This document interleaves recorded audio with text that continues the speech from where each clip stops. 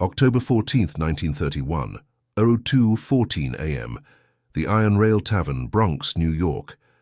The sound wasn't a gunshot, not yet. It was the rhythmic, sickening thud of a heavy leather boot meeting a man's ribs. Outside, the Bronx fog clung to the brick walls like a damp shroud, smelling of coal smoke and cheap gin. Inside, the air was thick with the copper tang of blood. Billy the Rocket Sullivan, a man who just 2 years ago was being cheered by 40,000 fans at the Polo Grounds, was now curled in a fetal position on a sawdust floor. His pitching arm, the one worth $1 million in headlines, was pinned under the heel of a man wearing a silk suit that cost more than Billy's childhood home. "You're late, Billy," a voice whispered. It was soft, almost melodic, but it carried the chill of an open grave. Dutch Schultz, the beer baron of the Bronx, leaned over, his eyes reflecting the dim amber light of the tavern. "And in my business, being late is the same as being a thief." I'll have it, Dutch. The series. "I had a bad run at the track," Billy wheezed, a bubble of crimson forming on his lip. Schultz sighed, a sound of genuine disappointment. He reached into his pocket, not for a gun, but for a silver flask. He took a sip, then poured a few drops onto Billy's bruised face. "You were a hero, kid. America loved you. But America has a short memory when the pockets are empty. You're not a pitcher anymore. You're a debt."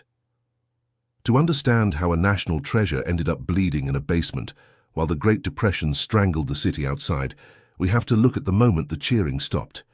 It wasn't the stock market crash that broke Billy Sullivan. It was the silence that followed. Billy had been the king of the diamond, but the 1929 crash had turned his investments into confetti. By 1931 he was broke, desperate, and one arrest away from losing the only thing he had left, his reputation. That's when the shadows of the Bronx reached out. Schultz stood up, smoothing his lapels. "Get him up, he's going to work for his life tonight." The hook. As Billy is dragged toward a black Packard idling in the alley, he realizes the work Dutch has in mind isn't about baseball. It's about a hit that would change New York forever. 3 weeks earlier, Coogan's Bluff, Manhattan. The stadium was empty, a hollow concrete shell echoing with the ghosts of summer.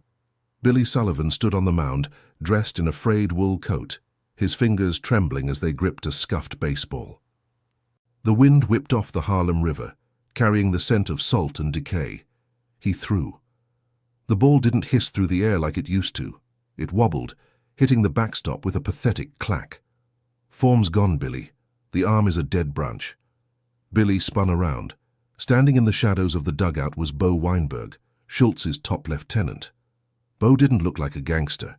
He looked like a banker who enjoyed funerals. He walked toward the mound, his polished shoes crunching on the dirt. "I don't owe you yet, Bo," Billy snapped, trying to summon the bravado that once intimidated the strongest hitters in the league. "The bank says otherwise," Bo replied, tossing a crumpled legal notice onto the pitcher's plate. "Foreclosure on the house in New Jersey. Your mother's medical bills? Unpaid for 3 months. You're a hero on the front page, Billy, but a vagrant on the ledger." Billy looked at the paper. The ink seemed to bleed into the dirt. The Great Depression didn't care about batting averages. It was a monster that ate everything. He had spent his youth perfecting a curveball, only for the world to throw him a pitch he couldn't hit. "What does Dutch want?" Billy asked, his voice cracking. "He likes your face," Bo said, smiling without showing teeth. "People trust a hero. They open doors for a man they've seen on a bubblegum card. Dutch is expanding his territory into Manhattan, and the Mick gangs are being stubborn. He needs a distraction, a legend to walk through the front door while the wolves come in the back." The decision was a heavy stone in Billy's gut. To join Schultz was to betray every kid who had ever worn his jersey. But as he thought of his mother shivering in a cold house, the hero died. "Tell Dutch I'm in," Billy said. The hook. Billy thought he was just going to be a face for the mob, but Bo's next words revealed a darker truth. "You're not just the face, Billy. You're the getaway driver for the biggest heist in the city's history." October 05, 1931, a clandestine brewery under a Bronx laundromat. The heat was stifling. Huge copper vats bubbled with illegal mash, the scent of fermenting yeast and hot metal filling the underground chamber. This was the heart of the Schultz empire, the Needle Beer Factory. Billy Sullivan sat on a crate, watching as men injected raw alcohol into barrels of near beer. This was the reality of the Prohibition era, a dangerous chemical dance of greed and poison. "Watch the pressure, kid," a worker grunted. "If these vats blow, they take the whole block with them." Dutch Schultz walked through the steam, looking like a king inspecting his treasury. He stopped in front of Billy. "You see this, Sullivan?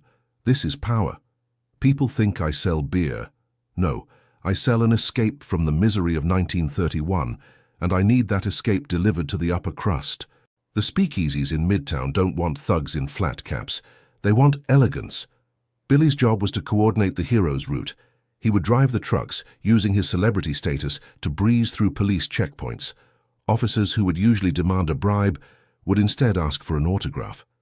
It was a perfect, cynical exploitation of American idol worship. "It's easy money, Billy," Dutch said, leaning against a vat. "Just smile, sign the balls, and keep the engine running." But the atmosphere was changing. Rumors were swirling that the Commission, the secret council of New York's top mobsters, was unhappy with Schultz's independence. Lucky Luciano was watching. Al Capone's influence was creeping east. The Bronx was becoming a fortress under siege. That night, as Billy drove a truck loaded with 500 gallons of needle beer down 3rd Avenue, a black sedan began to tail him. No sirens, no lights, just a silent shadow in the rearview mirror. Billy shifted gears, his heart racing. He wasn't on the mound anymore. There were no umpires to call foul. The hook, the sedan pulled alongside, and a Thompson submachine gun poked through the window. Billy realized he wasn't just a driver. He was a target in a war he didn't understand. October 06, 1931, 01:12 a.m., under the elevated train tracks, 3rd Avenue. The first burst of gunfire shattered the truck's side mirror. Shards of glass sprayed Billy's face, stinging like ice. He ducked instinctively, his hands gripping the oversized steering wheel of the Mack truck. The rat-tat-tat of the Tommy gun was deafening, competing with the roar of the L train passing overhead. Sparks flew as bullets ricocheted off the metal pillars of the tracks. "Go, go!" yelled his guard, a kid named Joey who couldn't have been older than 19. Joey leaned out the window, firing a snub-nosed revolver back at the sedan. It was like throwing pebbles at a tank. Billy felt a strange coldness wash over him. This was the clutch moment. Bottom of the 9th, bases loaded, 2 outs. He had lived for this pressure his whole life. He slammed his foot on the brake, causing the massive truck to fishtail. The sedan, caught off guard, swerved to avoid the heavy trailer. Billy immediately shifted back into gear and rammed the sedan's side, pinning it against a steel pillar. The screech of grinding metal echoed through the empty street. He didn't look back. He drove until the engine screamed, pulling into a hidden garage in Harlem. When he stopped, he realized Joey was silent. The boy was slumped against the door, a dark stain spreading across his cheap wool vest. He was dead before he could even ask for an autograph. Dutch Schultz arrived 10 minutes later. He didn't look at the body. He looked at the beer. "Did we lose the shipment?" "Joey's dead, Dutch," Billy said, his voice trembling with rage. "Everyone dies, Billy. It's the cost of doing business," Schultz replied, stepping over the boy's corpse. "The Irish are pushing back. Jack Legs Diamond thinks he can hijack my routes. He thinks he can scare me by killing my help." Schultz turned to Billy, his eyes burning with a terrifying intensity. "Tomorrow we stop being the prey. We're going to hit Legs Diamond where it hurts. And you, our hero, are going to be the one to set the trap." The hook. Billy realized that his debt wouldn't be paid in money. It would be paid in blood. Schultz wanted him to lure Legs Diamond into an ambush using his fame as bait. October 10th, 1931, the Hotsy Totsy Club, Manhattan. The club was a shimmering oasis of jazz and jewelry, a stark contrast to the breadlines just a few blocks away. The air was thick with expensive perfume and the blue haze of Turkish cigarettes. Billy Sullivan sat at the bar, a glass of top-shelf scotch in his hand. He wore a tuxedo provided by Schultz. He looked every bit the legend. Fans approached him every few minutes shaking his hand, asking about the 1927 World Series. He smiled, he laughed, he performed, but his eyes were on the door. Legs Diamond was a man of vanity. He loved the nightlife, and he loved being seen with celebrities. Schultz knew that if Billy Sullivan was rumored to be drinking at the Hotsy Totsy, Diamond wouldn't be able to stay away. "You look nervous, Billy," a woman whispered in his ear. It was Clara, a singer at the club who was secretly on Schultz's payroll. "Relax, you're the bait, not the hook." "I don't like people getting killed because of me," Billy muttered. "In this city, someone is always dying because of someone else," Clara replied, her eyes scanning the room. "Look, 12 o'clock. Jack Legs Diamond entered like a hurricane. He was slim, sharp-featured, and radiated a dangerous energy. He saw Billy and his face lit up with a predator's grin. He walked straight to the bar. "The Rocket!" "I'll be damned," Diamond laughed, slapping Billy on the shoulder. "I bet on you in 28. You cost me $5,000, you son of a bitch." "I'll buy you a drink to make up for it," Billy said, his heart hammering against his ribs. They sat and talked for an hour. To the world, it was two icons of the city sharing a drink. In reality, it was a countdown. Billy felt the weight of the pistol tucked into the waistband of his tuxedo, a gift from Bo Weinberg. You know, Billy," Diamond said, leaning in close, his breath smelling of peppermint and gin. "Schultz is a peasant. He's a butcher with a checkbook. You shouldn't be working for a man who doesn't understand the finer things." The hook. Diamond leaned in even further, his voice dropping to a whisper. "I know you're set up, kid. I know Bo is in the kitchen right now with a shotgun. The question is, do you want to live through the next 5 minutes? October 10th, 1931, 11:45 p.m., the Hotsy Totsy Club kitchen entrance. The air in the kitchen was hot and smelled of roasted grease. Bo Weinberg and 2 other gunmen waited by the service door, their eyes fixed on the clock. The plan was simple. When Billy led Diamond out the back to see a private car, they would open fire. Inside the club, Billy's hand moved toward the gun, but Diamond wasn't reaching for his. He was holding out a hand. "I have a deal for you, Sullivan," Diamond said. "Schultz is going down. The feds are building a tax case that will bury him, and the commission has already decided his fate. Join me, and you keep your head. Stay with him, and you go down with the ship." Billy looked at the door. He knew Bo was there. He knew the brutality of Dutch Schultz, but he also saw the emptiness in Diamond's eyes. There was no loyalty in this world, only survival. "I'm a ball player, Jack. I just want my debt cleared," Billy said. "Done. Just walk out the front door alone. My boys will handle the kitchen." Diamond smirked. Billy stood up. He walked toward the front entrance, his heart in his throat. He could feel the eyes of the gunmen in the shadows. He stepped out into the cool night air, expecting a bullet in the back of his head. Instead, a massive explosion rocked the building. The kitchen had been rigged, not by Diamond and not by Schultz, but by a third party. The Mick gangs had decided to clear the board of both players. The Hotsy Totsy Club erupted in chaos. Screams filled the air as people poured out of the shattered windows. Billy was thrown to the pavement by the force of the blast. He looked up to see Bo Weinberg staggering out of the smoke, his face covered in soot and blood. He knew. The bastard knew. Bo screamed, firing blindly into the dark. The hook. Amidst the fire and screaming, Billy saw a figure calmly walking away from the scene, a man in a grey fedora he recognized from the commission meetings. The war wasn't between Schultz and Diamond anymore. The big syndicate was cleaning house. October 12, 1931, Schultz's mansion, Westchester. Dutch Schultz sat in a leather armchair, a map of New York spread out before him. He looked older. The explosion at the Hotsy Totsy had cost him his best gunman and his most profitable Manhattan connection. "They're trying to squeeze me, Billy," Dutch said, his voice raspy. "Luciano, Costello, they think they can take the Bronx because they have organization. They're nothing but glorified accountants with guns." Billy sat across from him, his arm in a sling. He had survived the blast, but the hero was gone. His face was etched with lines of exhaustion. "I want out, Dutch. This isn't what I signed up for," Billy said. Schultz laughed, a dry, hacking sound. "Out? There is no out. You're part of the legend now. The pitcher who became a hitman. The papers are already starting to sniff around. If you leave me, the feds will pick you up within the hour. I'm the only thing keeping you out of Sing Sing." Schultz stood up and walked to a safe in the wall. He pulled out a thick stack of $100 bills. "Take this. Go to the city. I need you to find an informant named Lefty Louie. He's hiding in a tenement on 145th Street.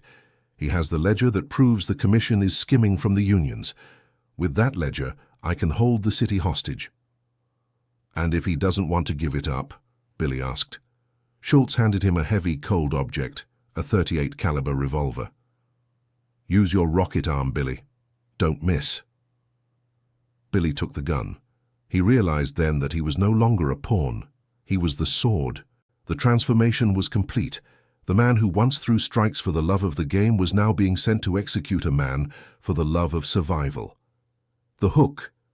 Billy arrived at the tenement, but as he kicked in the door to Lefty Louie's room, he found the informant already dead. On the wall, written in blood, was a message: "You're next, Dutch, October 13th, 1931, a rainy night in East Harlem." The rain turned the city into a blurred reflection of neon and grease. Billy Sullivan was running, not from the mob, but from the realization that he was on the losing side of a massacre. Everywhere he went, Schultz's men were being found in alleys, their throats slit or their heads ventilated. The commission was methodical.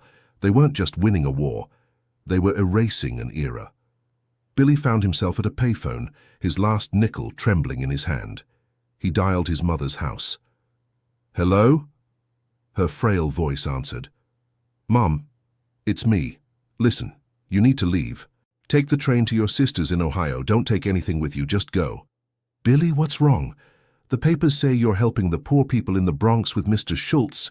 Just go, Mom. I love you." He hung up. The hero lie was still working on her, but for how much longer? He was intercepted 2 blocks later. Not by gangsters, but by 2 men in long trench coats and fedoras. Federal agents. "Mr. Sullivan," one said, showing a badge. "Special Agent Thomas from the IRS. We've been watching you since you left the polo grounds. We don't care about the beer. We want Dutch. Give us the location of his primary ledger and you walk. You get to be a hero again, a state witness." Billy looked at them. The government wanted him to be a snitch. The mob wanted him to be a killer. The world wanted him to be a legend. "I don't know where it is," Billy lied. "Think carefully, Billy. Dutch is a dead man walking. When he falls, everyone under him gets crushed. We can protect your mother. We can't protect a ghost." The hook. Billy walked away, but he knew they were right. He had one last play. He went back to the only place he felt safe, the basement of the Iron Rail Tavern. But Dutch was already there, waiting in the dark with a look of pure madness. We returned to the beginning. The smell of blood and sawdust. Billy Sullivan on the floor, Dutch Schultz looming over him. "You went to the feds, Billy," Dutch whispered. "I have ears everywhere. My own hero turning into a rat." "I didn't tell them anything, Dutch. I was protecting the route," Billy screamed, his ribs screaming in agony. Schultz pulled his gun. The silver plating caught the light. "I loved you, kid. I really did. You were the only clean thing I ever owned, and now you're dirty, just like me." Dutch aimed the weapon at Billy's head.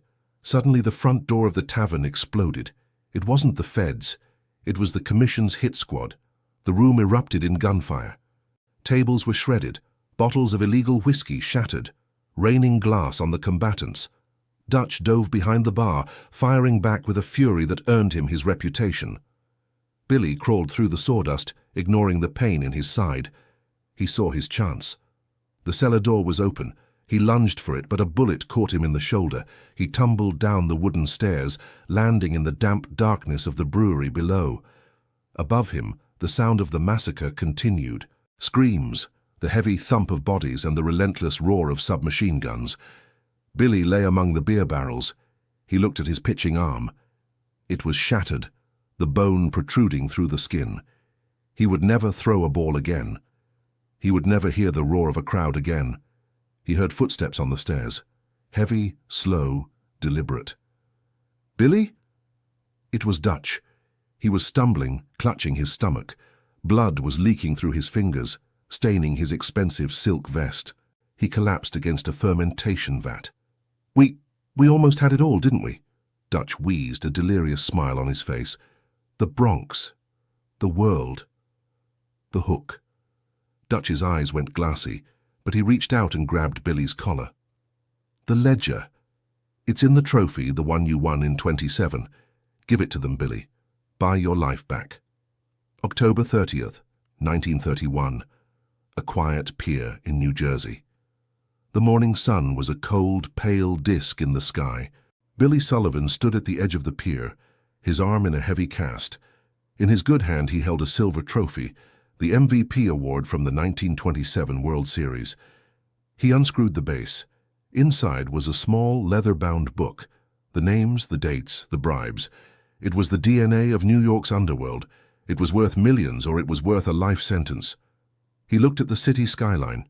New York was moving on. Dutch Schultz was dead, murdered in a restaurant bathroom just days later. Legs Diamond would soon follow. The era of the celebrity gangster was being replaced by the cold corporate efficiency of the syndicate. Billy Sullivan, the baseball hero, was dead too. The man standing on the pier was a ghost. He looked at the ledger. He thought of the feds and their promises. He thought of the mob and their threats. Then he thought of Joey, the 19-year-old kid who died in a truck, and the thousands of people drinking needle beer poison while they cheered for a game he no longer understood. With a grunt of pain, Billy threw the ledger into the dark, churning waters of the Hudson River. Then he threw the trophy after it. He didn't want to be a hero. He didn't want to be a legend. He just wanted to be forgotten. Billy Sullivan disappeared that day. Some say he moved to the Midwest and worked as a mechanic. Others say he was killed by the commission a week later. But the story of the pitcher and the baron remains a whisper in the old bars of the Bronx. A story of a time when the American dream got lost in the shadows of the Great Depression, and the price of survival was the soul of a hero. The legend of Dutch Schultz's hidden treasure persists to this day, but perhaps the real treasure was the truth that sank to the bottom of the Hudson. This was the dark fall of an American idol. If you found this journey through the 1930s underworld gripping, hit the like button and subscribe for more deep dives into the shadows of history. If you were broke and losing everything during the Great Depression, would you have taken Dutch Schultz's money, or would you have stayed clean and let your family starve? Tell us your choice in the comments.